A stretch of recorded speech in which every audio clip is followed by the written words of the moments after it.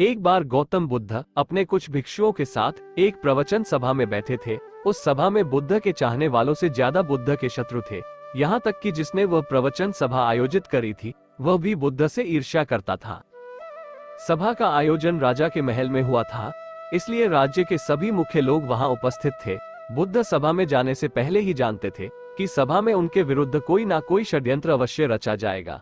सभा में जाने से पहले बुद्ध का शिष्य आनंद बुद्ध को चेताया है कि बुद्ध आपको वहां नहीं जाना चाहिए, वहां के लोग आपके साथ दुर्व्यवहार करेंगे। ना जाने उन्होंने आपके विरुद्ध कैसा षड्यंत्र रच रखा हो, लेकिन बुद्ध अपनी करुणा के चलते वहां जाने से खुद को नहीं रोक पाते।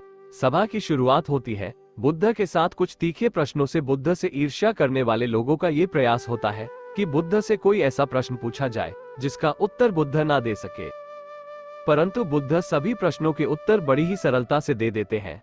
सभा में उपस्थित लगभग सभी लोग अपने अपने प्रश्न पूछ लेते हैं और उन्हें उनके उचित उत्तर भी मिल जाते हैं। अचानक वहां एक स्त्री आती है और बुद्ध से कहती है, आप ध्यान की बात करते हैं, आप ज्ञान की बात करते हैं, आप सत्य की बात करते हैं, आप लोगों को सत्य के मार्ग पर चलाने की जिम्मेदारी लेते हैं, परंतु क्या आपके भीतर तनिक भी दया नहीं? क्या आपको मुझ अबला की कोई चिंता नहीं जिसे आपने गर्भवती बनाकर छोड़ दिया है? क्या आपको मेरे पेट में पल रहे बच्चे की कोई चिंता नहीं? उस स्त्री की बात सुनते ही सभा में हड़कंप मच जाता है। सभी लोग एक दूसरे से बातें करने लगते हैं। उस सभा का ही एक व्यक्ति खड़ा होता है और कहता है, अरे स्त्री के सौंदर्य के सामने तो बड़े बड़े ज्ञानियों ने घुटने टेक दिए, फिर ये बुद्ध क्या है? फिर कोई और खड़ा होता है और कहता है, हमें बुद्ध से यह उम्मीद नहीं थी कि बुद्ध इतना नीचे गिर जाएंगे। इसी तरह से सभा के बहुत सारे लोग खड़े होते हैं और बुद्ध को भला बुरा कहते हैं। बिना सत्य को जाने ही कि सत्य क्या है, लोग बुद्ध को भला बुरा कहना शुरू कर देते हैं। जब सभी लोग अपने अपने मन की भड़ास निकाल लेते हैं, तब राजा कहता है, बुद्ध आप अपनी सफाई में क्या कहना चाहेंगे? राजा भी बुद्ध ईर्ष्या करता था। वह चाहता था कि बुद्ध बदनाम हो जाए। यहाँ पर एक आवश्यक बात आपको समझनी चाहिए कि इस सारी घटना का बुद्ध पर कोई असर नहीं था। ना तो लोगों के अपशब्दों का बुद्ध पर कोई असर था और ना ही उस स्त्री के झूठे आरोप का। जानते हो क्यों? क्योंकि बुद्ध जानते थे कि सत्य क्या है। वो अपनी नजर में ठीक थे। सूत्र यही चाहे पूरी दुनिया आपके खिलाफ हो जाए, अगर आप अपनी नजर में ठीक है, अगर आप जानते हैं कि आप सत्य के साथ, तो आपका कोई कुछ नहीं बिगाड़ सकता। सभा के सभी लोग संदेह में थे, यहाँ तक कि बुद्ध के कुछ नए भिक्षु भी संदेह में पड़ गए थे। लेकिन बुद्ध जानते थे कि वह क्या है और यही आवश्यक था, इसीलिए उनके चेहरे पर 1% भी बदलाव नहीं आया था।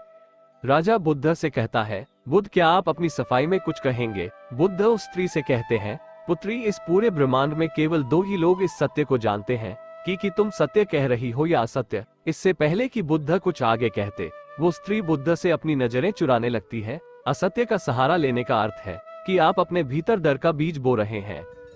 अब ये बीज जैसे जैसे वृक्ष बनेगा, वैसे वैसे आपकी समस्याएं बढ़ती जाएंगी।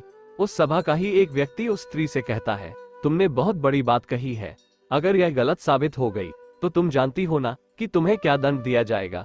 उस व्यक्ति की बात सुन उस स्त्री के हाथ पैर कांपने लगते और वो तेजी से वहां से भागने लगती है। तेजी से भागने के कारण उस स्त्री ने अपने पेट से जो गठरी बांध रखी थी वो खुलकर जमीन पर गिर पड़ती है और सत्य सबके सामने आ जाता है।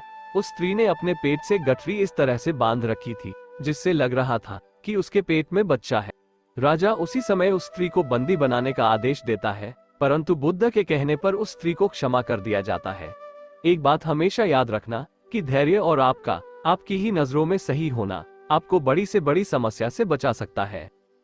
रोज ऐसे ही वीडियो देखने के लिए हमारे चैनल इंस्पायर फ्यूचर को सब्सक्राइब करें। धन्यवाद।